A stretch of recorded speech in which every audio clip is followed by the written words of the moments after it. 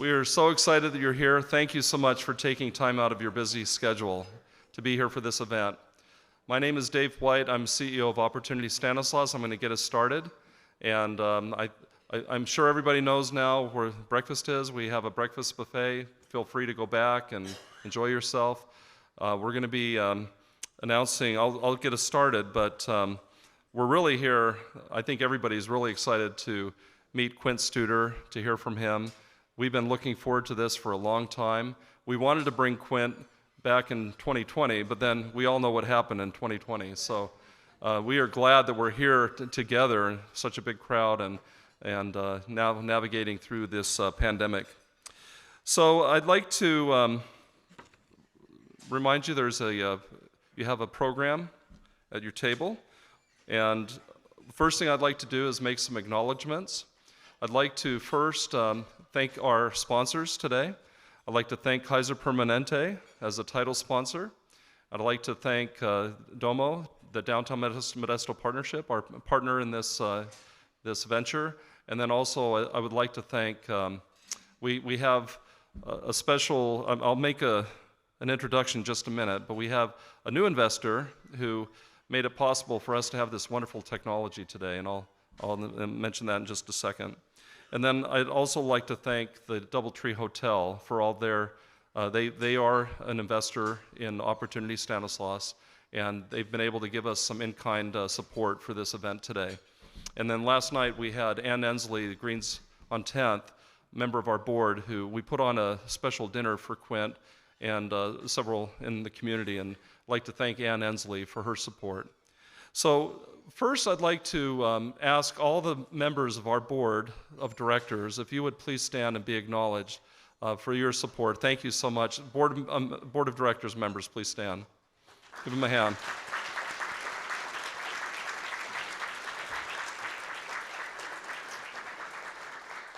Boy, we couldn't do our work without them. They give us great guidance. They keep our feet to the fire, and we're so appreciative of our board of directors.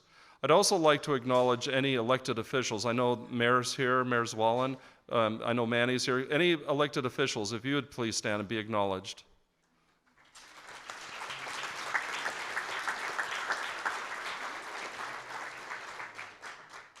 Our elected officials, we are so appreciative of them and all the hard work they do, working public and private sector together to make our community go so much stronger.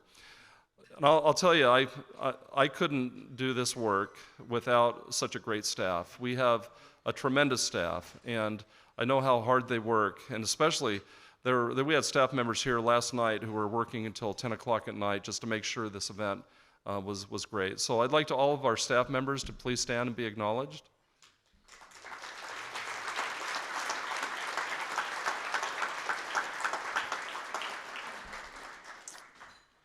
Okay, so first, where is Kevin? Okay, there he is. Kevin, would you come up here, please? We are so Kevin, I think many of you know him. He has a really cool company that does these audio-visual type events here in this building and many other locations around. And as we were getting ready for this, I know Kevin, and he and I discussed our event, and I said, you know, we're trying to do this. We're trying to be very respectful of our investors' contributions, and is there some way that we could work together on this? And so he was so gracious. He came forward and offered an in-kind investment to make this possible. And so I'd like to give him just a minute to talk about his company and why he made this investment in Opportunity Stanislaus.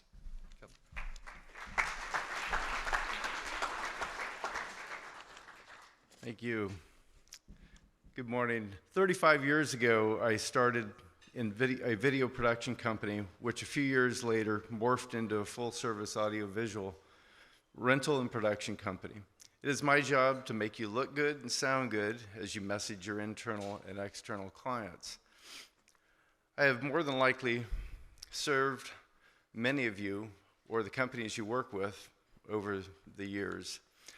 From the beginning, I have proposed to have a culture of safety in my company. This is more than just getting home every day with all our original parts, fingers, and toes intact. It's largely a mental focus on having a positive mental outcome for the job we do.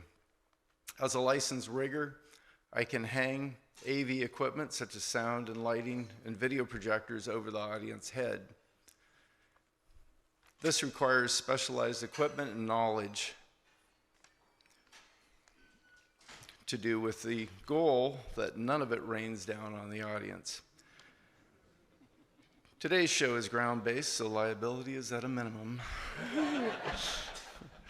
The other goal is to hire good people. Today I have with me JR, who's running the sound.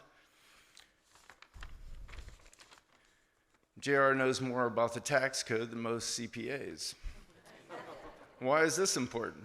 Well, when you run a sound system or a video system, it's extremely helpful to have a detailed and logical mind. I don't want someone who is guessing about their job. Also, I've been mentoring my nephew, Justin Wright, over the past several years. He's brilliant when it comes to computer software and hardware, and has no fear when it comes to pulling something mechanical apart to fix or repair it. I like to see individuals play to their strength, which is why I advised him on a career change, which he is currently underway with the Volt Institute. When he is done, he will be I just have a maintenance mechanic. I know there's a little bit more to it. Basically, he'll be able to work on the robots. I support the efforts of Opportunity Stanislaus as we both are aligned in our goals and training a workforce of tomorrow, today. Thank you.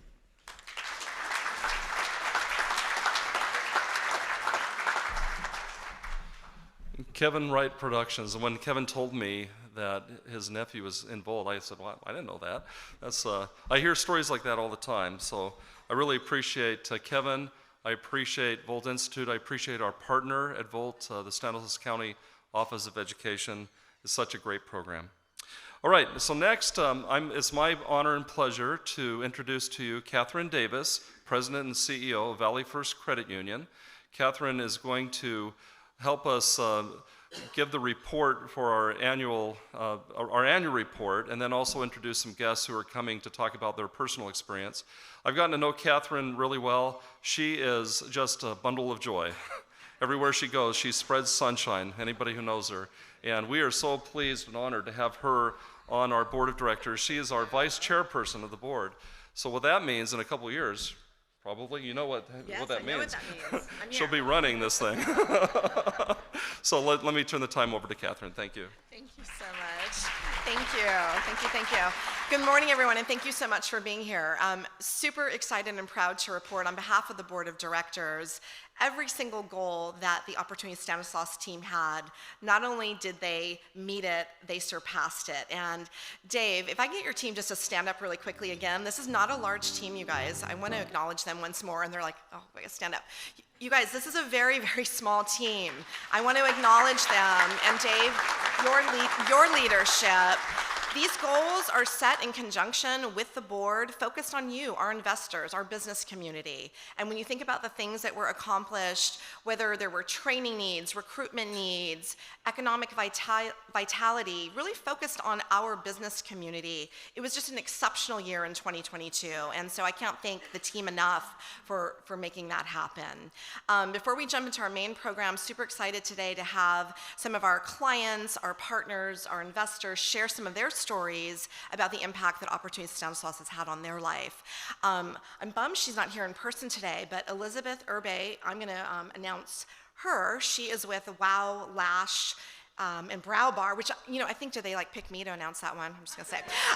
She's in Riverbank. I actually go to her. She's fantastic. And she's gonna share her story about how SBDC really helped her launch her business. And then following that video, Chris Peterson's gonna come up from Availability Staffing. So we'll cue the video.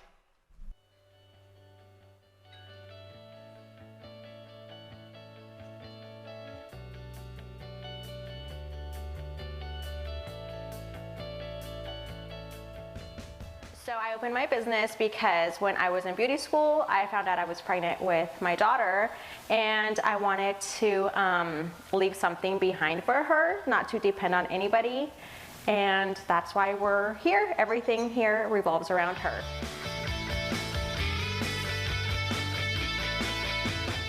So when I started my business, I had no idea where to start or what it entailed. And I found this ad for a business workshop, and I attended it. It was through Valley Sierra Small Business Development Center. After the workshop, I contacted them and they set me up with a business consultant, and she has helped me out every step of the way. We filed my LLC. She's helped me set up my QuickBooks, how to get renters, pretty much everything that goes into my business. So we are here right now. I'm still not completely where I want to be, but they have not stopped helping me out.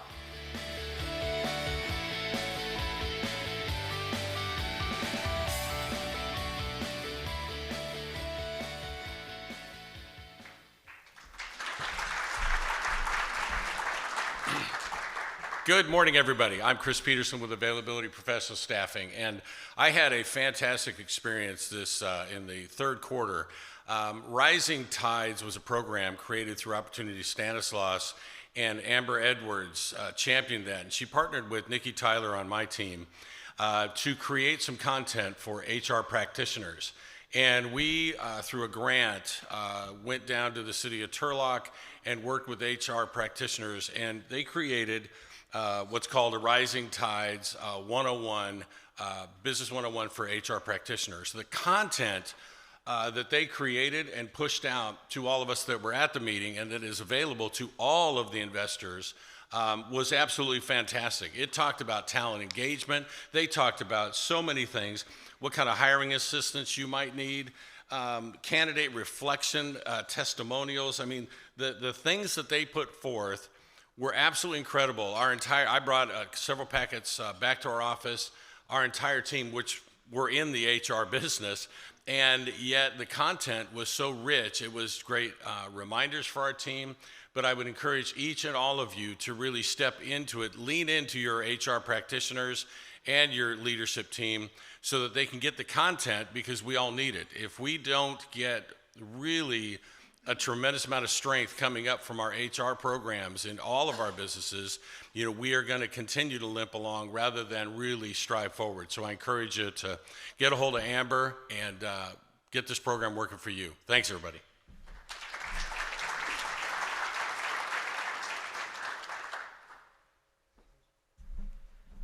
Good morning. My name's Kent Rounds. I'm with Engelmar Packing Company, and I'm here to talk about Volt on the Go.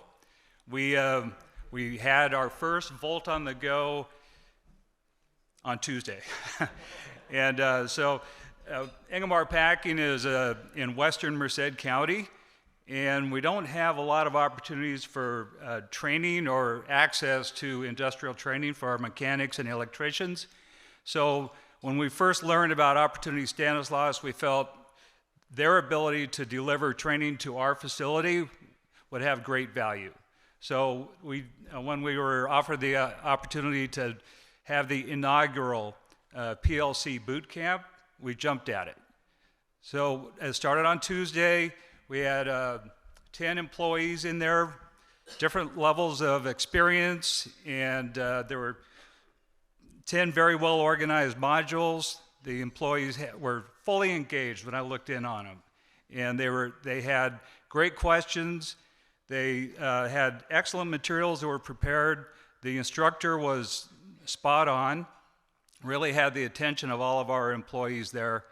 I would say that I'm going to just share something from one of our grizzled plant electricians. And he's been through a lot. He says, I've been to multiple trainings like this. This is the best one I've ever been to. So I really felt that we gained a lot. It was the first pass. We feel that there's some opportunities for it to get better as we go on, and Engelmar Packing is really excited about continuing to invest in Opportunity Stanislaus and participate in Volt on the Go. Thank you.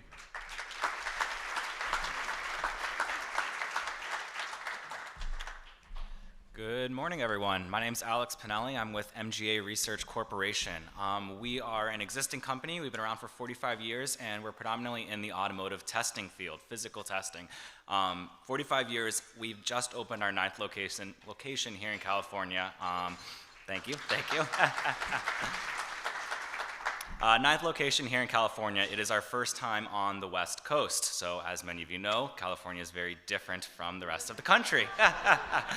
I've been with MGA 8 years. I know the company very well, but this is still a whole new adventure for me and MGA out here in California. So ultimately, we had a lot to learn, specifically in hiring practices, labor laws, things along those lines. That's number one that Opportunity Stanislaus was able to help us out with. A lot of things to learn, small staff. We are not the glitz and glamour type corporation where we set everything up and go through all these big trainings. It's learn as we go, so it's been very exciting there. In addition to that, we purchased the old Dairy Farmers of America facility in Houston. Many of you are probably aware of this. This building, parts of it is 100 years old. It needs a lot of renovation. This works perfect for us. We are more of the phased approach type company. We like to customize things as we go. Once again, this was a dairy processing plant. We are an automotive test facility, very different. So we need a lot of contractors, we need a lot of vendors. So this is the second piece that OS was able to help us out with. It's been great. We wanted to get going right away. We purchased this facility in March. We ran our first test in May. We could not have done this without OS. So with that, I want to thank Dave and everyone else on the team. You guys have been great.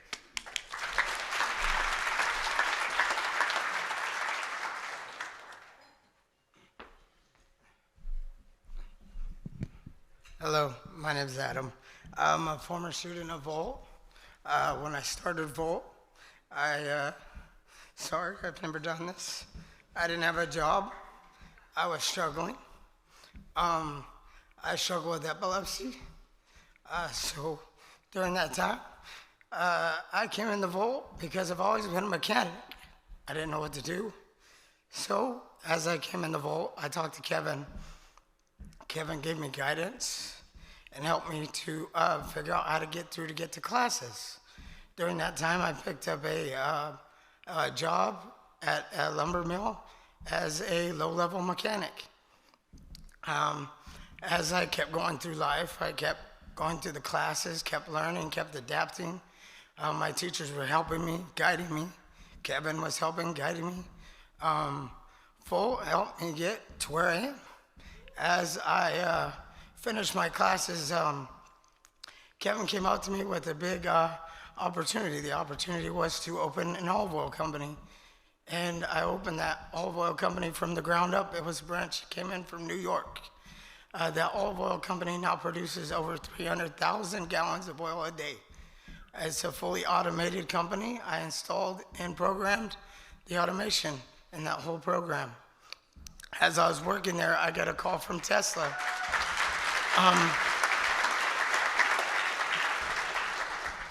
As I was working there, I got a call from Tesla. And I honestly thought it was a joke. I didn't think it was real.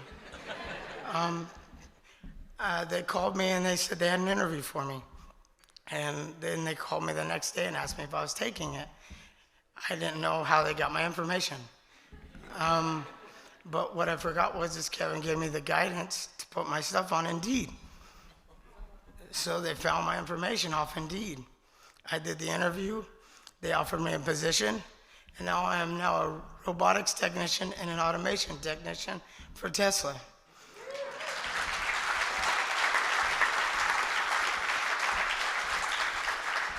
And I wouldn't be where I am if it wasn't for the school. My little one, she was a newborn when I started there. And she wouldn't be living the life she is if it wasn't for the guidance of Volt. I just want to say thank you to everyone that's donated and helped, because we wouldn't get this opportunity without you guys. So thank you. It's really appreciated.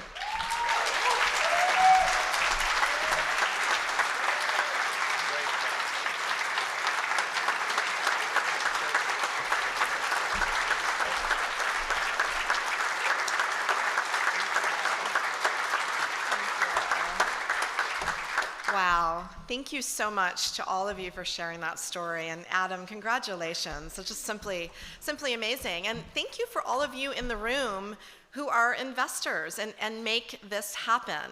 This is just phenomenal. You know, obviously there's a lot of investment and collaboration that brings all of this together. One of those companies that we're so grateful they're here in support of our community, they're our title sponsor today, is Kaiser Permanente. They've really been a stronghold in our community, and we're grateful to them. I'm very excited to welcome, come on up, girlfriend, to welcome Afrika Duhaney West, who is the Senior Vice President and Area Manager. She's got 30 years healthcare experience, fellow board member here, and also new to the community, like myself, I'm gonna say. So we're very grateful you're here. A US Army veteran, which I did not know until I read your bio, you guys. That is so fantastic. So, I know you are nationally known. We are so lucky to have you here in Modesto with us. So thank you for being here, and I'm going to let you take the stage and do the announcements, ma'am. Thank you so much. I have to catch my breath from Adam's story. As an investor, you give the money, you participate, but to put a face to what you do is just incredible, and I am really proud to be a part of this community and a part of Opportunity Stanislaus. And I am glad that I chose to come to Central Valley instead of the Bay Area. I want to work with everyone. My saying is we want to be better than the Bay, right? And we can be. And Kaiser is happy to be a sponsor. We understand that our work ties to our mission, and that's truly outside the four walls of the hospital. The true work and community development is not in the walls of our hospitals and clinic. It's continuing to do in this partnership. Every day when I in my office, I see the development and what it looks like when you invest in your community. That hospital went up, there's nothing there but fields, and I look across and I see stores, eateries, Starbucks, Togos. I'd like to see some homegrown local products across the street as well, hint, hint, hint. But it's great, and we know it's because of that hospital that has generated all of that. Now I would like to introduce and tell you a little bit about Quint Studer. When I first met him and I called him Mr. Studer, he said, no, it's Quint. And I have just been just an admirer of his work over the years, about 20 years. I read my first book from Quint Studer, and he just has a way of making things that are very complex, very simple and easy to follow. And Fred told me to calm down a little bit, don't be so excited about introducing Quint. So I'm gonna try, Fred. He's back there in the room. Let me tell you a little bit about Quint Studer. His lifelong is a business, an entrepreneur, and a student of leadership. He not only teaches it, he does it. He doesn't sit in a room and write a book. He actually is battle-tested and battle-proven before he writes. And still level business today. In 2000, he founded the Studer Group. The Studer Group focuses on improving education and healthcare. From a small startup, it grew to 250 employees and received the Malcolm Baldrige Award in 2000, very difficult award to achieve. Studer Group was acquired by Huron Healthcare in 2015, and Quint left in March of 2016. Now, most people, when they sell a business and they get money, they'll go buy a yacht, a fancy car. No, he built a hospital, a children's hospital. This is the type of man that he is. During this time with Studer Group, his travels led him to many communities. It was apparent to him some were much more vibrant than others. Quint went about learning why. With this knowledge, he started putting tools and techniques in helping Pensacola, Florida, where the Studer Group is located. In 2014, Quint founded a not-for-profit Studer Community Institute. It focused on early brain growth, leadership skill building, civic engagement and entrepreneurship, and focus on improving the quality of his hometown.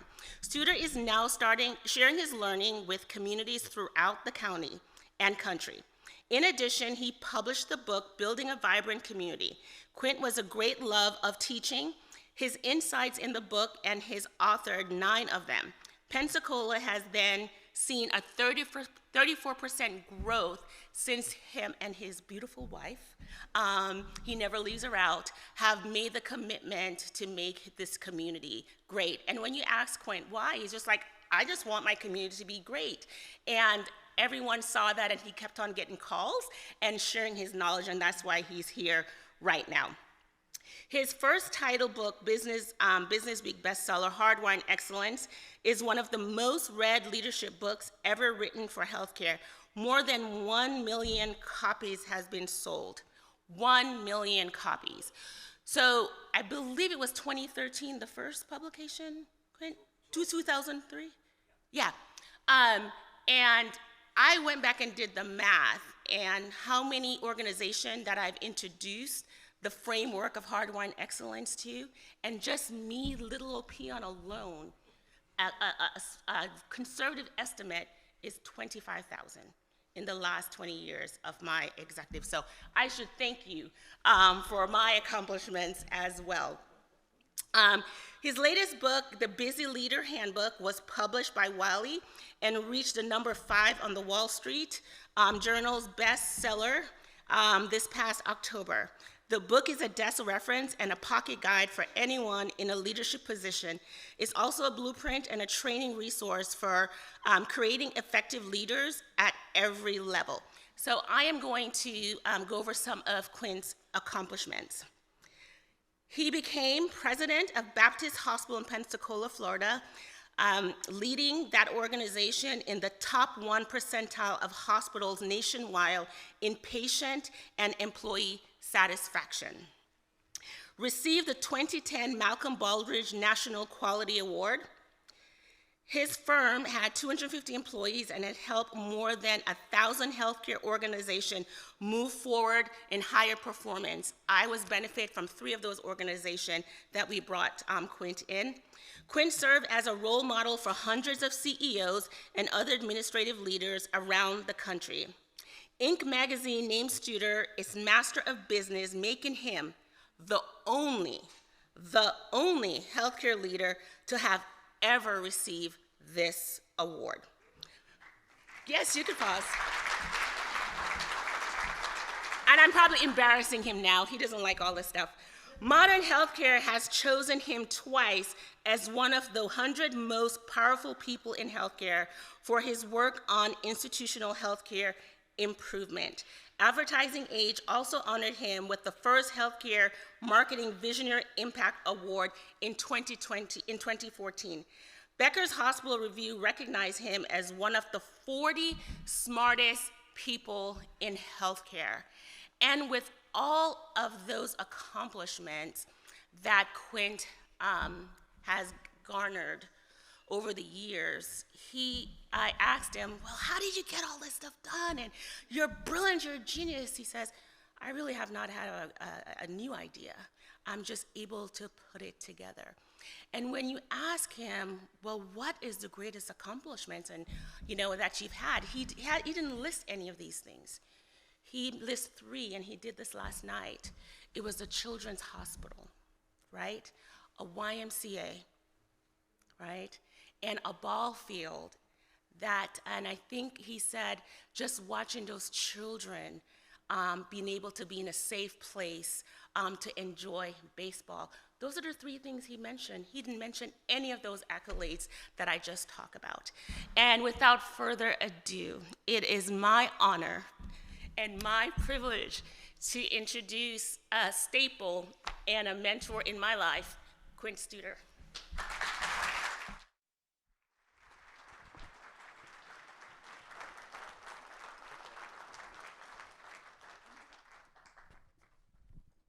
Well, thank you very much. That's very nice. Wow, it's nice to be here. Everybody says that though, don't they? Now think about that. Wouldn't you like a keynote to come up and say, "God, does this suck?" I'd rather get a colonoscopy than be with this group. It's sort of interesting. It's I back in healthcare. I'm really excited. When I sold my company and I resigned, I had a 5-year non-compete. And for a guy that's been doing this healthcare for so long, I thought at my age, and it'd be ready, a non-compete would be okay. But being out of healthcare for 5 years was so painful. If you know healthcare, it's hard for us to quit. It's called a calling, just like many of you. It's in our DNA. And if you know a physician, every time a physician retires, they give him a big party, and then the next day he or she's back walking the hallways looking for a CME class to go to. So it's really hard, really depressing, but I'm back in healthcare, which I'm really excited about. And you have really good healthcare here, and I'm not saying that. And it's Kaiser, it's Sutter, it's doctors. I was here speaking at doctors years ago, so pretty interesting. I almost actually worked here in Modesto, and I'm going to go quick. Years ago, I interviewed for a job here, probably about 1980, in the mid-1980s, and it went really well. And they said, we'd like you to come back to meet the CEO. And if you know what happened, that was when your CEO at Memorial was killed in a tragic accident. And just a tragic accident. And of course, everything stopped. And so about 8 months later, they called me, and I had moved on. So I've always thought about Modesto. You know, when the teacher is ready, when the student is ready, the teacher appears. And you can't know about timing, you know, in my life. And you wonder about that. I have a really weird life. I was a special ed teacher because I always had a calling, and I'm hearing impaired and a speech impediment. And if you know anything about hearing impaired and speech impediment, you know we're behind, we lag behind because we miss things. We miss conversation, we miss things. And in high school, I got to go spend time with my soccer coach in his classroom, and I loved what I did. I felt like I belonged. I felt like I found a place, and he was a special education teacher. So when I went on to college, they asked me, what do I want to major in? And my parents didn't go to college. I didn't know a lot of college people. I just didn't know. So I thought about the people that had the biggest impact on my life. Was a third grade teacher named Mrs. James, who taught a kid that couldn't read how to read. And if you ask me what she did, she made me feel safe and loved. And when you feel safe and loved, you'll take risks, you do things. Sixth grade teacher was Mr. Fry. I liked him and he liked me. I could tell he liked me because he moved my desk right next to his. and we co-taught that entire year. And that was good because he noticed in fifth grade I was disruptive, distracted, messed around. He knew I needed extra help. He didn't want to embarrass me. Coach King was my soccer coach I talked about. He taught me a valuable lesson that you can help people without hurting people. And so I would run over and I'd miss a soccer ball. And instead of yelling at me, he'd say, good job, way to hustle, nice getting over there. Next time, put your foot out. But you did a good job. So when I was ready, he showed up. People ask me how I got into healthcare. It's a very unusual way. When I was 31 years old, I crashed. I went through a terrible depression, was suicidal, and I crashed. I was also drinking way too much. So I ended up getting help. And I ended up getting help. In fact, in December, I'll celebrate 40 years of sobriety, which is nice. And so I ended up working in a drug and alcohol treatment center. And what the heck, I'm on the board of Hazelton Betty Ford today. So you just never know what's going to happen. And that's how I got into healthcare. And we talked about human resources. We would do back to works. And I would do back to works at hospitals. And one of the hospitals, Mercy in Wisconsin, said, you do a good job, come work here. So I went and worked there. And my background in special ed was so helpful. And when I was in Chicago at a safety net hospital, we were named best hospital in the United States. And one of the people came up to me and said, help me understand how a guy with a special ed degree is running a hospital. I said, well, when you have a special ed degree, the first thing you do is you diagnose a child. And if you have a child that has special needs, you're pretty concerned because you're really worried because you're projecting way out. And you're wondering, if my child isn't independent, what's going to happen when we die? And no one wants their child to die before them, but what's going to happen to my adult child? So you set a lofty goal. You use the diagnostic tool to rig out the strengths. You get everyone together, you call it an M team. You break complex things down to simple because that's how you teach somebody. It's Mark Gold, if you read some of my books I talk about, he's the one that changed the world in the 1960s because he showed people that were institutionalized. Remember in the old days, you had a child that had special needs, you institutionalized them. That you could take complex things, break it down to steps, and you could teach it. and he changed the world, in my mind, in taking people out of institutions and colonies.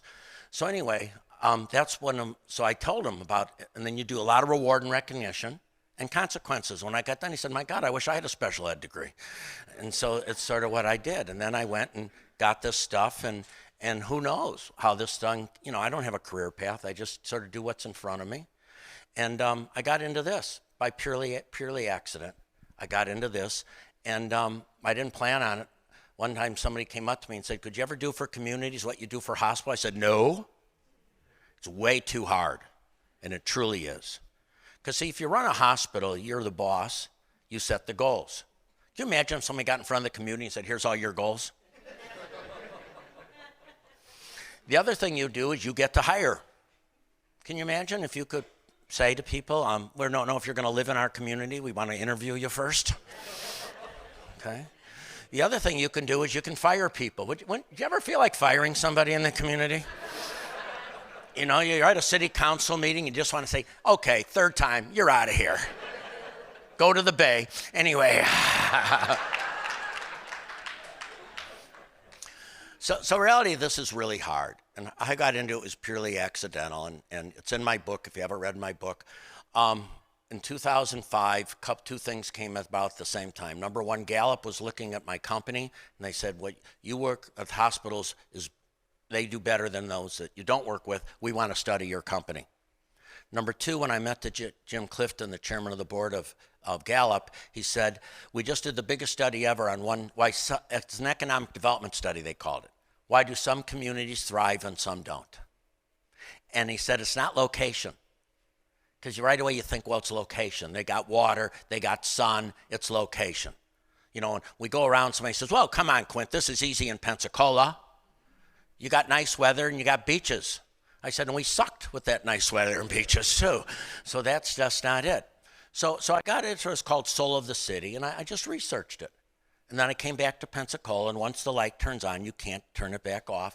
And I just started noticing these things. We started doing this stuff. It's nothing I invented. And it sort of worked, and we went on, and sort of worked. And now there's not a list we're not on. Our population's growing, but the biggest thing we've done is stop the most important. We used to export a lot. I don't know if you guys export a lot. We exported a lot, and it's called talent. How many of you have an adult child? Raise your hand. How many of you have an adult child that does not live by you? Bingo. So it came down to whoever has the talent wins. Jim Clifton in 2010 wrote a book called Creating the Talent was all about jobs, creating jobs. It's all about talent. It's all about talent. So we got into this journey, and I'll talk about it as I go on. My publicist called me and said, you should write another book. I said, okay. And I thought it was going to be Busy Leader Handbook, which came out later. She said, write a book on communities. I said, there's a lot of books on communities. She said, yeah, but not by somebody that's been through it like you. And they're nothing disrespectful. It's planners, it's consultants. I'm not a consultant. I'm not looking for a contract. It's all these types of people, and they're good people. But some of them have never done it. I've been through a referendum. I've been through a court case. I've been through social media. Back then, anonymously. And your community's so much nicer than my place. Really, I've gone around and said, because at first on, I was a carpetbagger. Because I didn't grow up there. So I'm a carpetbagger coming in to take advantage of a community. And it's really weird how we treat outside people better than our own residents sometimes. A person calls up and says, I'm going to invest, and we brought out the red carpet, somebody that lives here, and you don't do that. I've asked people that. So it's sort of fascinating. So I've been through it. So I wrote this book, and I sent it to some hospital CEOs. Because hospital CEOs have a lot of skin in the game here. Because they need talent. And if they don't have a community that can attract talent and retain talent, they can't get doctors. They can't get certain professions. So they need a great community. Number two, if they have a good community that gets wealthier, people can pay for their health insurance. So they have less self-pay. And you know what self-pay means, right? No pay. No pay. It's called self-pay, which means no pay. So anyway, I got into this. I wrote this book. And I do this a little bit, but I'm basically mainly healthcare. I do this to be helpful and so on. But when the student is ready, the teacher appears. and I want to thank you for letting me be here and let me close with, before I go into this. I have cancer. About 10 months ago, I found out I have cancer. Now, I'm very lucky. It's not where I'd like it to be, but it could be worse. And, when I got cancer, I called Fawn Lopez, the modern healthcare person, publisher, and I told her, because we're good friends, and she goes, "Oh, you'll figure out a way to help other people." I said, "Fawn, I'm right now into helping me, maybe, huh? Let's not worry about other people. Let's worry about QINT here right now." And I thought she was full of crud. But it's amazing. So she said, "Call up Marcia Horn. She runs a cancer navigation, not-for-profit, and she will help you navigate through cancer, where your tissue gets cut, the pathology reports, all these things." And she did. And one day, I get a call from a person I know quite well, an attorney, because he's doing fundraising. And I just mentioned to him I've got cancer. And I said, "If you ever had known anyone with cancer, let me know, because this Marcia Horn's incredible." He said, "Oh, I hope I never need her." 4 days later, he calls me sobbing because his best friend's 17-year-old son is loaded with cancer. I put him on, like, you can put on your phone where you can add a phone. I call Marcia Horn, and believe it or not, she answers the phone, and I connect them together. She spends all this time with his friend's son, the son who's got cancer, with the father and the mother who are not talking to each other. She spends the whole entire weekend trying to figure out what to do. Now, he's got a rough cancer, but by Monday, he was in treatment, and he's providing well. If I didn't have my cancer, I couldn't help them. So you just never know how this thing works. So you might say, "Well, Quint, shouldn't you be doing other stuff on your bucket list?" This is my bucket. What replenishes me is doing this. I have a DNA like you have a DNA. I want to be helpful. So thank you for giving me a chance this morning to be replenished. Thank you for being with you, because I'm going to walk out of here way more than you want.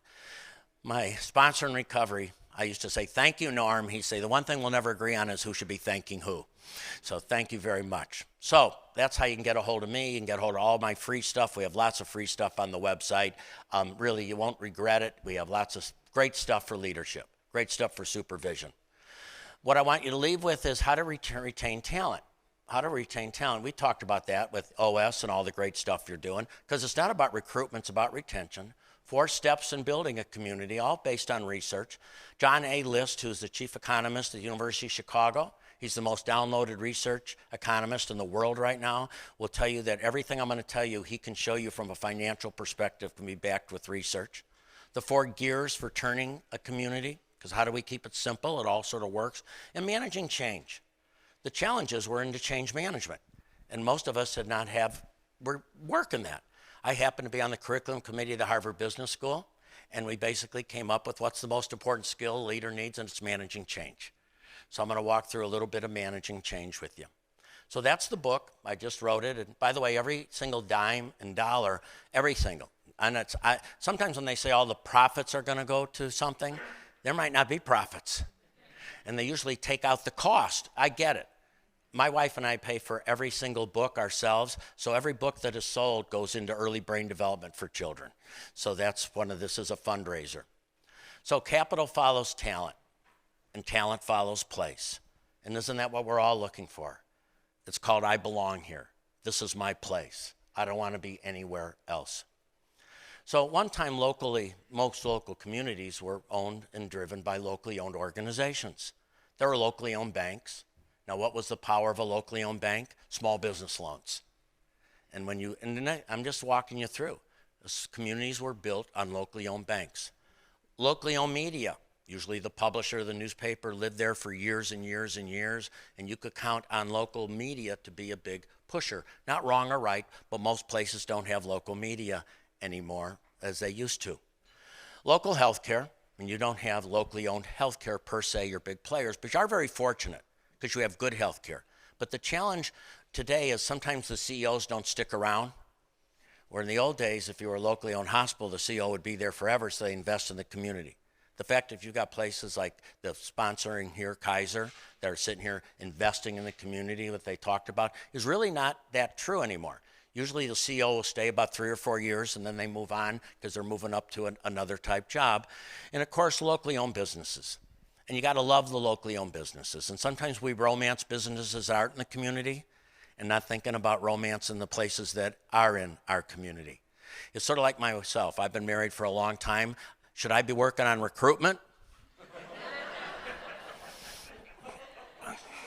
Or should I be working on retention? You know, you got to wonder, you know, we go wild over these places that aren't even here, and we don't love the people we're with. And I'll talk about that a little bit as we go on. But people wish to be settled. And why is this so hard? People don't like change. I was speaking in Springfield, Ohio. It was snowy. It was rainy. I did a workshop during the day, and I was going to go to a public speak at the city council chambers. And it's snowy and sleety. And I said, who's going to show up to hear me talk about this? We walked in, and there was standing room only. The mayor looked at me and said, we have not had a crowd like this since the roundabout.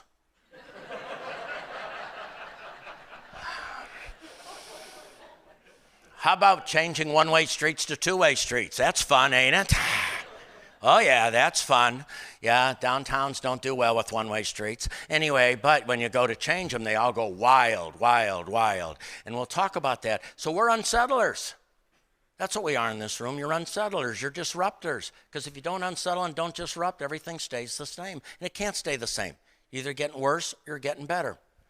So this is my simple taking John Cotter, Heath, and a whole bunch of recovering drug addicts and throwing them into how do we handle change. First thing you do is called defiance. How many of you have companies? Yeah, go out to your company today and announce that you're putting in a new software system in. What's the first thought? Oh, thank you. Oh yeah, thank you. We're really looking forward to this new system that's going to make us more efficient and more effective. Thank you. When people hear something's changing, their normal push is to push back. I call it contempt prior to investigation. I'm against it. I don't know what it is, but I am against it. Citizens against virtually everything. Cave. Anyway, so what happens with this, we can't be upset over the defiance. It's going to happen. Our job is how do we get compliance? So how do we get a group to be compliant with what we're trying to do so we can move forward? And once you get that, you become reliant. And you can't picture them not doing it. You can't picture something not happening. We do like you do. These first Fridays, we do gallery night. First time we did gallery night, oh my God, some local retailers are thinking they're going to go bankrupt because their buildings down the street's going to be closed for a while, and it's bad, bad, bad. And now if you said you're not doing gallery night, they'd be really upset because we make a lot of money on gallery night. So you just don't know how this stuff works. We did our first roundabout. Oh my gosh, it's now in. If we said today we're getting rid of the roundabout, people would go crazy. No, we love the roundabout. So it's just a weird thing. So how do you get through compliance? It's what's the why, what's the barrier? And I'm going to talk a lot about how to move people along today. So you have four, if you read my book, you have four basic types of people. Because, you know, a city calls me. I said, what would you like the group to walk away with? They said, we'd like everyone on the same page. Well, that ain't going to happen. Would like everyone aligned. Think again, think again. So here's what we found out. About 25% of the people are all in. You roll something out, and you're probably all in people. You wouldn't be investing in OS if you weren't all in. So I'm talking to the 25%ers right here. You're all in. And they're basically said, well, tell us what needs to get done, and we want to get it done. We underestimate the rest of the group. The other second is group, well, I'm sort of all in, but I got to know how it's going to work. I got to know a little bit more about it. I'm just not going to blindly be all in, which makes sense. Tell me how it works. When we did our first big project, they want to know how it's going to be paid for, what it's going to do, how the bond's going to be handled, all those things. I get that. But once they have the information, the first group is basically heart-driven people. They just know it works. The second group is heart, but they want more facts. And that's about 50% of the people. And then the next group is skeptics, and they'll probably point out what's wrong and not bring solutions. They can all agree on what not to do. They're not what to do, but you need a few of those to slide out, because that gets you over 50%. And then there's that group that against everything. And where do you think we spend most of our time? On the bottom group. My goal thing is be polite, but don't give them a lot of time or oxygen. because you're not going to move forward. In my book you read, I talk about consent, not consensus, because you basically are going to want to do the best thing. Most communities, to reach consensus, end up putting something where it shouldn't go. So we don't put it in the best spot. We lower the bar a little bit because we're looking for consensus. Well, you have to figure out, how do we get the people that want to move forward and move forward? And you see this. You know, we messed up on a project in Pensacola because they stalled it out. They couldn't decide where it went. By the time they knew where it was going to go, cost had gone so up they couldn't afford to do it in the first place. So sometimes you got to have a sense of urgency. Now, I always had a sense of urgency, and today I've got a bigger sense of urgency than I've ever had, because you don't know how long your dash is. And that's between when you're born and when you die. And we all have a dash that's going to be only so big. So I have a real sense of urgency. I remember one time trying to get a project across the finish line, and a city council person said, "What's the rush?" I said, "Because there's people unemployed." Sometimes I wish unemployed people ran things, because they got a sense of urgency like Adam here. How do you get the job? How do you get the training? And that was an unbelievable story what you're doing. So I'm going to walk you through some measurement techniques. I'm a big believer in measurement. Every community I go to says, we believe a lot in the quality of life. Oh, we're all about quality of life. Well, if you're really all about something, shouldn't you measure it? Shouldn't you really measure where quality of life is? So let me walk you through a few things. Number one, I'm going to go back. We do a quick little non-valid, non-reliable, vibrant community assessment. Okay, just goes out and it asks some simple questions. On a 1 through 10, how vibrant is your downtown? On a 1 through 10, how likely it is for young people to stay here after they graduate? On a 1 through 10, how much support do small businesses and local businesses get? Just some basic stuff, and that's easy and simple. But the ones I'm going to talk about now are the dashboard and the quality of life. So this is our dashboard. It's brand new. It just came out. We publish it all the time. And it's 14 key indicators of quality of life. Now you're going to see some red, which means bad. Yellow means sort of neutral. And green means we're moving in the right direction. Probably the two biggest right directions are population growth and median income. Because if you really have great quality of life, your population should be growing. And it's not about affordability. It's about opportunity, and it's about cool places to live. When you think about where young people hang out, you think they go to Austin, Texas because it's cheap? No, they go to places where they'll jam into an apartment because they want opportunity and they want to have a cool place to hang out. James and Deb Fallows, in their book, Our Towns, studied 100 towns, and they came up with the fact the big indicator is your community moving in the right direction is how many craft beer places do you have?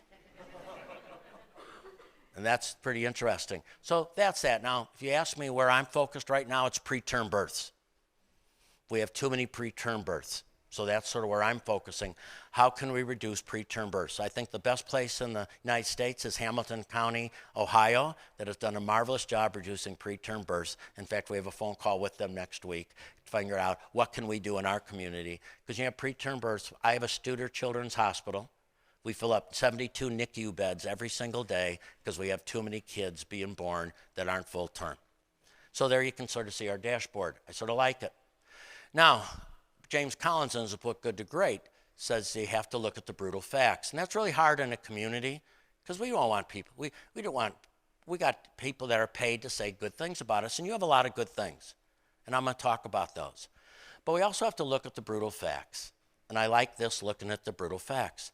We now have facts that show that we've changed our migration patterns. We changed our migration patterns because we are now keeping younger people home that used to leave, and we can track that. In fact, I own a minor league baseball team in Beloit, Wisconsin. We changed the name of the team when I bought it, and it used to be the Beloit Snappers, and now they're the Beloit Sky Carp. Do you know what a Sky Carp is? I was sitting there at focus groups, and so he said, let's call it Sky Carp. And I said, what's a Sky Carp? Is it a fish that jumps? They said, no, it's a goose that doesn't migrate. I said, that's a great name. Because we got all these geese in Wisconsin and not everybody likes them, by the way. Anyway, and by the way, our mascot is named Poopsie. Anyway, but I love the concept. This is something that doesn't migrate, that normally does migrate. Young people normally migrate. Not that we don't want them to stay if they don't want to stay, but how do we give them the opportunity so we can see our children and our grandchildren? But I also did something that was more, I paid for a company called Mason-Dixon to do a quality of life survey. They're the #1 company in the United States that measures quality of life in a community. They do a objective, valid survey system. They go the races, the ages, everything is so it's all valid and reliable. And they tell you where you're at in these categories. I like that. First one time we released it in 2008, it shook some people up because it showed only 26% of the people thought we were moving in the right direction. But that's okay. One of the ladies that used to work with me that died of breast cancer, I dedicated a book to her, was called Beth Keene. And Beth Keene used to do a talk called Spinach in Your Teeth. And she'd say, if you really love someone, you tell them if they have spinach in your teeth. For me, if you really love me, you'll tell me if toothpaste is on my face when I leave the hotel room, because I'm a real slob about that. But the reality is there's times when we have to look at spinach in our teeth, and I'm going to talk real positive, but I'm going to throw a few spinach in your teeth moments here this morning, because you also have to be willing to have somebody care about you enough that they tell you certain things, and even though they're not doing it out of hurt, they're doing it out of love. And I love communities. I love people. I want them to do well. So let me show you some of these categories. The question they ask is, and these are just pulled a few, do you think the community is heading in the right direction, or are things on the wrong track? Yes or no? Because what you want to do is a community that feels you're moving in the right direction. Because if people feel you're moving in the right direction, they then go with you. You watch what happens when investments start paying off. We have some property downtown. We have a lot next to one of our buildings that we probably could have bought for a couple $100,000 10 years ago. Today it's $2 million. So I mean, not wrong or right. That's what happens when something starts moving along. And then I tell you, if you hear these three things, we got a parking problem, a traffic problem, and gentrification, it's not all bad. It actually means things are moving. And usually gentrification is a supply problem. And I can show you research, read the book, The Affordable City. It's normally lack of supply. We bring all these people in. In your opinion, does the community offer the kind of advantages and opportunity to keep young people and talented people in the area? So let's not talk about it. Let's measure it. So how would you use the community's success in addressing challenges and attracting economic growth? Well, these are just, and then they go into all this. So let me give you just some examples. I didn't want to do all Pensacola. This is Lafayette, Louisiana. They first did it 2 years ago, and this is what it said. Now, when you look at this, by the way, where do you want to be? You want to be in the 60s on right track. Because if you're in the 60s on right track, you've got critical mass. Does that make sense? And so they're at 52, and 30% wrong track, and 18% are not sure. Now, should they focus on the wrong track or the not sures? The not sures. And that's what we start learning by we look, and they can even go by age group, by race, and everything else. Then we ask, what about the quality of life? And they don't call them counties, they call them parishes in Louisiana. And this is sort of where they're at. So people are feeling pretty good about the quality of life. Now, the challenge is, how do you move the good to excellent? But this is really positive. This is a very positive number in the 70s. And if you know if they move that right direction, that'll even wiggle. I really believe in this. And I'm hoping some philanthropist here will write a check to have this happen. Now, normally the check would be $25,000, but I told people I would throw $5,000 into the kitty to make this happen. So I think it's really important. That's how important I think it is. Now, I don't get too hung up on this, because remember, basically we ask, what's going to happen in the quality of life? 32% say it's going to improve, 13% say worsen, 45% stay the same. So where do you focus? On the stay the same. But that's really pretty positive. This is positive stuff. I just got to wiggle out some stay the same and to improve, and I'm home. So let me walk through research. Jim Clifton says the difference between communities that thrive and communities that don't is communities that thrive focus a lot of time on keeping businesses that get their revenue from outside in the community. Because if you get your revenue from outside your area, you can leave, because you're not dependent on your customers. Your hospitals will never leave, because their patients are here. But how many of your businesses in here, most of your revenue comes from outside this area? You're the key. because you could leave real easily and not be here. So that's the key. How do we love them? How do we make sure they feel appreciated? Now, we want to make everyone feel appreciated. But sometimes they get their revenue from outside, so they're not as active in the community. Why? Because they don't depend on local customers. All my revenue for Studer Group came from outside Escambia County.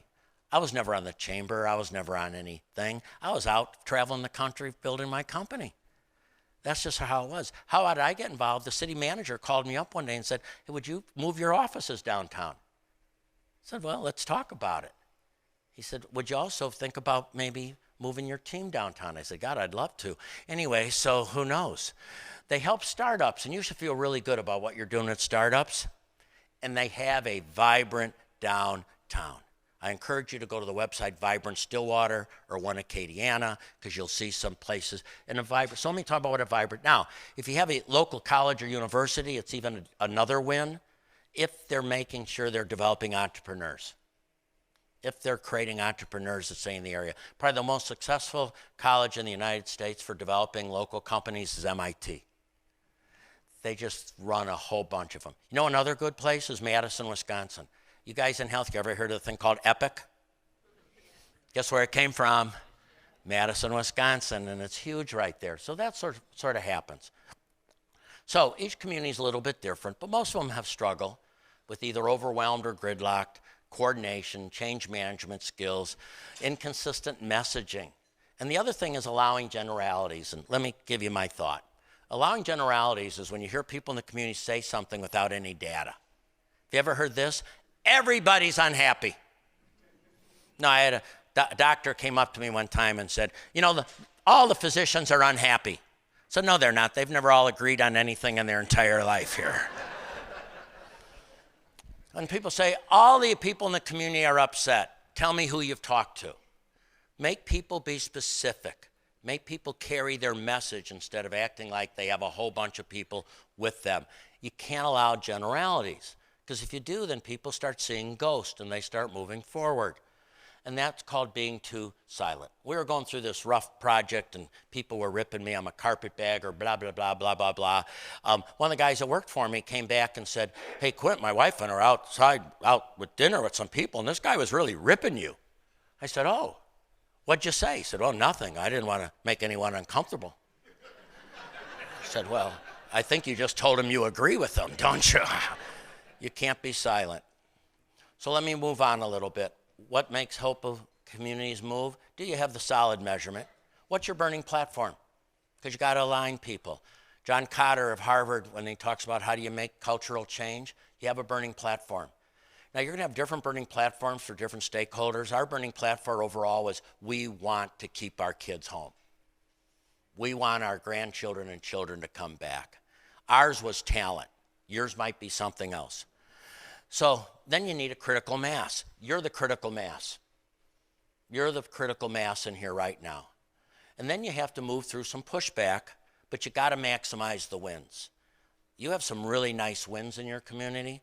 If you were looking at your community, and I know there's other communities, you get off the stage and say, you didn't mention our town, you didn't mention this, what about us? And I apologize for anything, but because I was staying here, I sort of spent my time in downtown Modesto.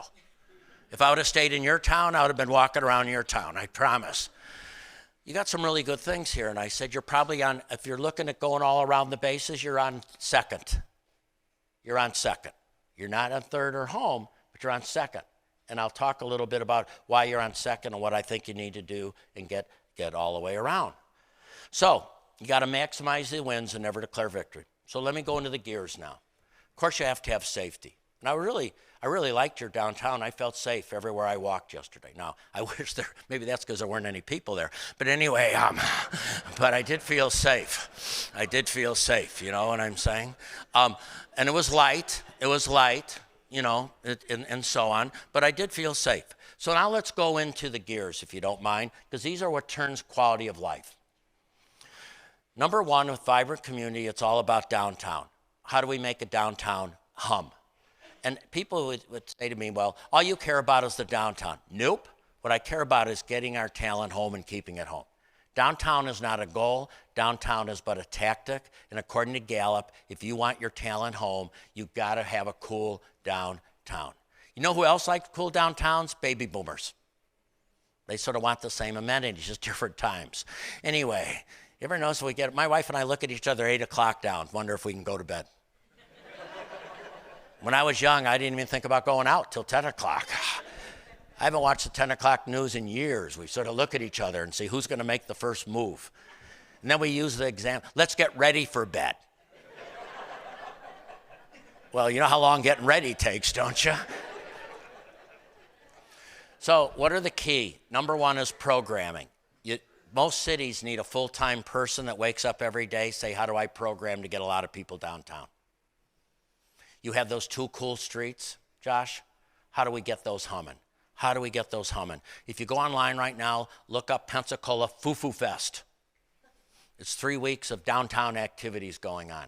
You got to program a downtown. People think retailers should come. They're not going to come if there's no people. So you got to do tons of things to get people downtown. You have to look at placemaking. What should go where? Because you have like most communities, and again, I'm going to hit Modesto because I was there and I know there's other cities, is most cities, when they're developed like Modesto, Pensacola, they're so big. They're so big. And you got to figure out where you're going to place make. Because if you spread it out, you're too far away from the party. We picked one corner and made that hum, and then we do circle after circle after circle. So you got to do placemaking. We decided every place we looked at that was cool had a music place for young people to come listen to music. Whether it's Asheville with the orange peel, in Pensacola it's called vinyl. Every cool city has bookstores downtown. Every cool city has certain restaurants downtown. You got to pick and place make what should go where, and you got to control the property. Because every city's got somebody sitting on property that could be used for something else, and nobody wants to overpay for it, but sometimes you got to overpay for it. Especially if it's blocking development and so on. And you got to play small ball. It's one building at a time, one store at a time, one business at a time for downtown. Because again, you're not going to have foot traffic, so you're not going to attract the big players, but you're going to attract the local people. I get a kick, and nothing wrong with Chick-fil-A, but if people put in the paper, oh, Chick-fil-A is coming. There's Chick-fil-A's in other communities. I like Chick-fil-A, but that's not going to distinguish you. And franchises are great. I'm okay with them. But they don't make you any different than any place else. In fact, my kids live in Janesville, Wisconsin. They call it Chainsville. So you got to play small ball. So this is some things I'm going to walk you through Pensacola. This is our downtown. You can see they're always got something up for picture social media. Those are shops. If you would have been here 15 years ago, most of them, you can tell a dying downtown by how many vacant stores they have. They call it gaps in your teeth. Think of a teeth, and you have gaps in your teeth, it doesn't look so great. So how do you fill the gaps? Because people don't want to walk by gaps. They want to walk by things that are there. And my book talks about how to fill the gaps, business challenges, things like that. You can see that office building. That was the first Class A office building built in years. And everybody thought, oh my God, nobody's going to pay that type of rent here. Not only did that fill up, but 2 others filled up right after it because you show them what they get for their rent. Down below was the first residential unit downtown, 252 apartments, and it's never ever not been at full capacity. And now there's 600 more apartments coming online. Because people say, well, nobody's going to pay that. Well, they will if they're the right amenities. They're real if the right thing. You got to elevate the game a little bit. Build what you want the community to be, not exactly what it is. You have some great stuff downtown. You have some retail, you have the Gallows Cultural Center, some great stuff. That's why you're on second. What will get you to third and home is more programming and what residential. Because if you don't get residential, all these local entrepreneurs are depending on a Saturday, a Gallo event, or something like that. And if you have residents, you don't tip back, you tip forward. So this unit was a risky thing, but I tell you, I built it with some other private investors because you need your local investors to go first because we're willing to take less of an investment than an out-of-town developer at first. But at the time everybody thought we were nuts. By the time we finished construction, we sold it and doubled our money. Not that we did it for that. It just happened. It just sort of happened with that. So that's key. And if you look at Foo Foo Fest, it's all about that type of stuff, creating people downtown. Across the street from it is a new YMCA, an office building, a bookstore, coffee shop, ice cream store, boom, boom, boom. So talent. This is John A. List, who's the economist at the University of Chicago. And if you read my book, you see that he did the foreword. And I'm really into, if you want to have a great community, you got to get your kids ready for kindergarten. Do you guys measure kindergarten readiness? Do you know what percentage of your children are ready for kindergarten right now? Huh? 39%. Your future's bleak. According to the University of Chicago, the #1 indicator of long-term economic success of a community is kindergarten readiness. Because if your kids aren't ready for kindergarten, they're not going to do good in 3rd grade reading or 4th grade math, which means they're going to struggle. If you look at Harvard, Ronald Ferguson can show you the drop-off that when kids aren't ready for kindergarten economically, what that means to them. So like we do everything else, dashboard showed we didn't have kids ready for kindergarten, so we searched best practices. And we found Dana Susskind at the University of Chicago. We brought her down, and basically we found out that 80 to 85% of the brain is developed by age 3. It's not VPK. So where could we go to find these little kids? Where do you think is a good spot to find kids when they're really young? The labor and delivery room. So we're the first county in the United States that our hospitals all do brain development when the child is born. The nurse sits down with the new mom and says, now that you have the baby can hear, let's talk about how to develop the baby's brain. We have peer-reviewed research that shows that we're turning the dial from the University of Chicago. Then we also called Harvard. We have a texting program. So a new mom gets a text messaging system. So based on the age of her child, every Wednesday and Monday, she gets a text on where her baby's brain should be and what she should be doing to develop her child's brain. That's why healthcare is so vital.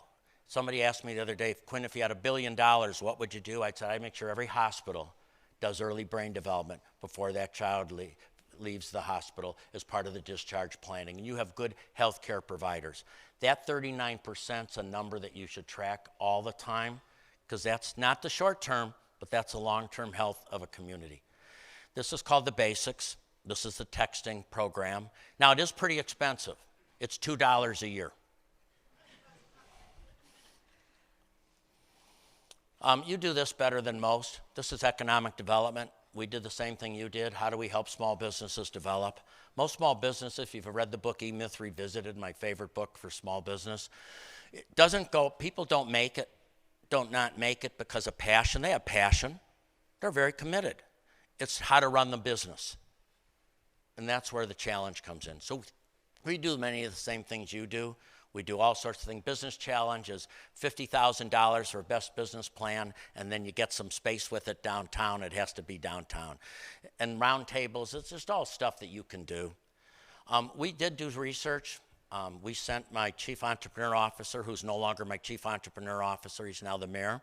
But anyway, we sent him around the country to look at what are the best cities for entrepreneurship. We ended up in Asheville and Milwaukee and Minnesota and all sorts of places. Asset maps. I love this asset map. So this is an asset map. So a small business person or a young business can come in, and we have this thing called the Spring, which is a one-stop shop. You might have it. They basically do an assessment, and then they point you to somewhere in the community that can help you grow and so on. So that's a little bit about the gears. We did early brain. We did downtown. Now we did economic development, and I'm going to finish with something called civic engagement. I got frustrated that everything we tried to do in our town seemed hard. Why should it be so hard? I'm going to talk to my healthcare people. We had breech births. Every project had to be painful, or people didn't think it was. You know, honest to gosh, there's no such thing as a no-brainer in a community, because somebody will be against it, and I got frustrated. So I started meeting with people, and they said, well, maybe it's just knowledge. So we decided to do something called Raising the Civic IQ. We created a not-for-profit 501(c)(3) that's basically for educating the community. Through local philanthropy, we put money in and we bring in great, smart people. When they come in at night, they do a community event. Then the next morning, they do a workshop. We brought in, we had a tree ordinance issue. If you've ever been to Florida, they have live oak trees, and they love their live oak trees. So a big fight would be over trees. We brought in an arborist, the nationally known arborist, to talk about best practices in tree ordinance. I think it's pretty interesting. She lives in Arizona. She's probably so fed up with trees, you know what I mean? And it really makes a difference. We brought in Donald Shoup. Anybody ever hear of Donald Shoup? He is the parking guru of the world. Because we wanted to go to paid parking downtown, and we had to get the community ready for it. So we brought him in, and he shared best practices. He showed videotapes of how much you had to have a car turn, things like that. We brought in Vincent Randolph Brown to talk about diversity, equity, inclusion, and belonging. We brought in Cedric Alexander to talk about police being guardians, not warriors. We brought in Ronald Ferguson talking about education. And once the light goes on, you have everybody now saying, what about this? Maybe we need some planning instead of just saying we're going to do something. So this is the type of speakers that come in. As Dave and I were talking about, Tom Murphy on private and public partnerships, so the public doesn't get the raw end of the deal, how to make sure it works. Getting parking right, walkable cities. We talk about market research. We think it's important. And we call it the raising the IQ of the community. So as I wrap up, I'm going to talk about turbulence. Because whenever you do anything, you got something going on like with a baseball stadium or soccer. You guys know what I'm talking about? There's going to be turbulence. And by the way, the key thing to anything is location, location, location. No matter what it is. If you're spending public dollars, to use this formula, this is actually economic formula. If you're spending public money within a certain circle you can draw, you should get 5 to 10 times private investment for the public money you're spending. So for us, when we finally did our downtown project, our assessed property value was around $500 million. Within 7 years, it was $1.1 billion because of the investment around it. Because location is the key for where a store is. We talked last night about how to help small businesses get in the right location. Because if you don't get in the right location, the greatest product in the world might not make it. So with this, I'm going to talk about turbulence. Because you're always going to get pushback. You're always going to get somebody against it. So Chuck Yeager, again, Chuck Yeager broke the sound barrier. Most of you might know that. If you want to go on and watch the movie The Right Stuff, hit The Right Stuff and hit Chuck Yeager. There's 3 minutes and about 50 seconds of Chuck Yeager breaking the sound barrier. Chuck Yeager was a test pilot, and they thought those test pilots were sort of crazy. You have some pilots here from the Navy I met when I walked in, had been in Pensacola. So they're up there, and when they start going fast, the plane starts shaking. Now, if you were driving your car and the car starts shaking, is your first thought, press down on the gas? No, we slow down. We slow down. But there are times, whether you're a race car driver, a motorcycle driver, you press the throttle down to get through the turbulence. So what happens with Chuck Yeager, if you watch the movie, he's up there, people think he's crazy, and all of a sudden you watch him and the plane starts shaking, and there's a huge boom. And everybody on the ground thinks he's gone. His wife looks, Barbara Hershey, she's devastated. The government who was funding this gets disgusted. People, sad. People that liked Chuck sort of just felt terrible. There was one guy you could tell that thought Chuck was nuts, and he looked at everyone and said, I told you so. Told you so. And so anyway, all of a sudden, the guy's got binoculars, and he says, wait. And he sees smoke. And all of a sudden, they show the inside of the plane, and now it's stable. Because once you break the sound barrier, the flying is smooth. So in a community, as you're moving forward, where does this go? Where does that go? What should we do? Should we spend money on programming? I think you have some local people that are investing in downtown right now, especially if they do residential. Love them, love them, love them. Because they're not going to get the return on investment that they could maybe somewhere else, But they're not doing it for a financial return on investment. They're doing it for the return on investment that we all want, a better life for people in the community. Dana Suskin, if I showed her, her husband died. In 2011, he was a surgeon at Comer Children's Hospital in the University of Chicago. And here Dana and her 3 children and her husband were on the Lake Michigan. 2 kids were struggling in the water. Her husband jumped in to save the 2 children, and he died. If you look at Dana Suskin, ABC, husband drowning, TV, they interview Dana Suskin, and they say, why did your husband risk his life for children that weren't his? She said, because every child is his child. And isn't that what we are in the community? Every child is our child. So if you go through turbulence, you're going to have pushback. And what I say is just put your Chuck Yeager pants on and keep the throttle down. Because you got to keep the throttle down. Because there's right now cities that are going to be better and cities that are going to be worse. You either get better or you get worse, and you're on second. So what do you need to go to third? Better programming downtown. Not better, but more of it. More of it. And you have to get residential downtown. Because residential supports the community and doesn't go forward and backward.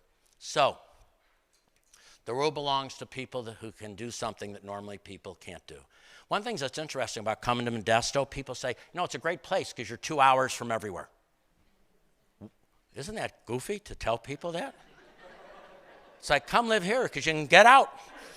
Yeah, come here because you can go to San Francisco. Yeah. You can leave. You know what I want? I want to come back here, and it's not about potential. If you hear the word potential, that means you're not winning. It's about progress.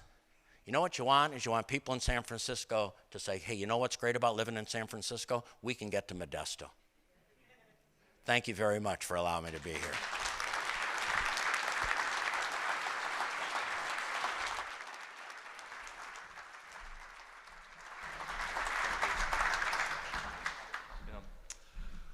Well, thank you, Quint. That was phenomenal, and you made us laugh. But you also you checked a lot of boxes that we've been thinking about, and so I really appreciate you coming today. We promised we would be out by 9:30. We will. But we do have time for one question. Wow. So it needs to be a good one. Or more. Or more, but one question. Anybody?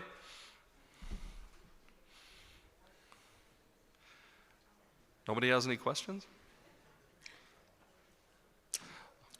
Well, Quint will be here. Oh, we have a question. Okay. Because of my hearing impairment. I think it's really important that we invest in our youth, like right after high school or even during high school. Thank you. So what would you say could be one way that we can invest in our teenagers besides these sort of like programs that we heard earlier about trade schools or stuff like that? Based on your I'm a big trade school fan, though. Okay. Other than that. Michael Rowe, my wife's in love with Michael Rowe. You have anybody hear of Michael Rowe? Yeah. Oh, God, I wish she would act like if she looked at me like she looks at Michael Rowe, would I be happy? I love Michael Rowe. I think anything with kids it's again, if you don't get them ready for kindergarten, you're playing behind the 8 ball. So first of all is how do you get kids ready for kindergarten? And as you can tell, I hope your healthcare providers here call me up and say, how do we do this? It's very cheap because you already got the staff. So it's almost inexpensive to do what I'm talking about. It's maybe $8 per child or something like that. We figured out because there's a book. I don't have an answer to that except you need a lot of kids' activities and you got to get the parents. And I think that's where employers are so key. One of the things we do, and I have a lot of free stuff on, if you're an employer, when you go up to your employees, don't say, how are you? Say, what's your battery today? If you were a phone, what would your battery be today? And they're going to tell you, I'm an 80, I'm a 70, I'm a 50. And then when they say something like a 50 or a 40 or a 30, you say, what? Tell me why. Most of the time, it'll be at home. But we don't want to touch at home. But how many of you're talking about great training? You have a captured audience with your employees. Do we offer them parenting classes like we do how to selection? Think about that. If everybody in here, as part of their training for their employees, offered something on parenting. How many of you had a parenting class before you had a kid? Nah, we don't have them. Most of us don't know. We're just flying blind on this parenting. My whole deal was ask your mother. Ask your mother. So I don't have a great answer, except you got to do a lot of things. But, we're all struggling with single-parent households right now. 70% of the children born in Pensacola are born to a single mom. We're the second poorest county in the state of Florida. That's why I love what we're doing. Because, we don't have that money. Did you have a question?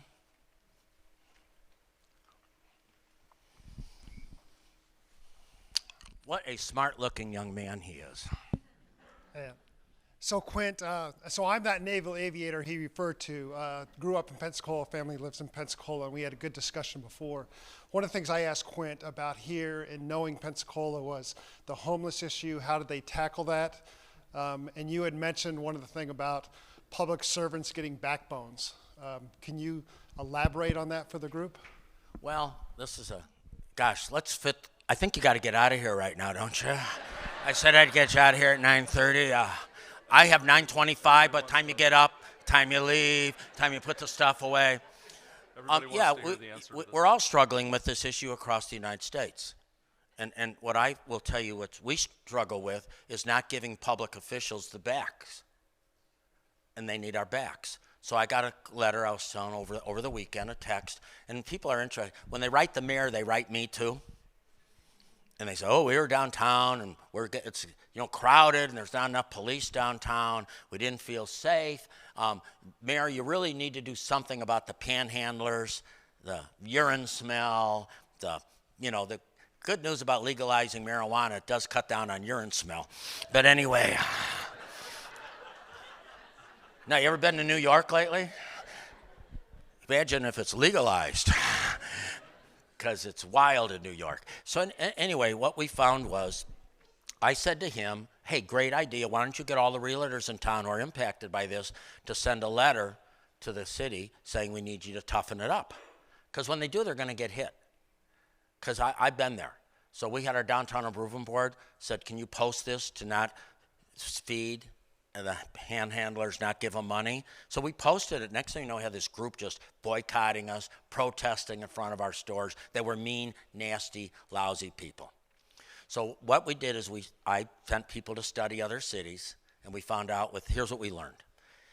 If everybody that touches a homeless person in a company that has a case manager, if we can consolidate case management, because then if case management is the key to this whole thing, some people are homeless for different reasons. And the group that will really do well with case management is the group that is there because they don't want to be there, because they got challenges. Could be mental health, could be other things, but they're the ones you can deal with, especially women. Women are really vulnerable because even though they might not be homeless, they might put themselves in tough spots so their child has a place to sleep or try to stay. Can you consolidate case management? Number two, can you go to one IT platform? So wherever this person is, you have documented where they're at, because some are really good at playing a system, and you learn that playing the system. And then what that does is starts defining who's homeless by choice and homeless because not by choice. And that's what you have to do. But you can't allow them to hurt a downtown or hurt anyone because it's scary. And I find most police want to do something, but they're afraid to do it because of backlash. And you really need elected officials with tremendously strong legs.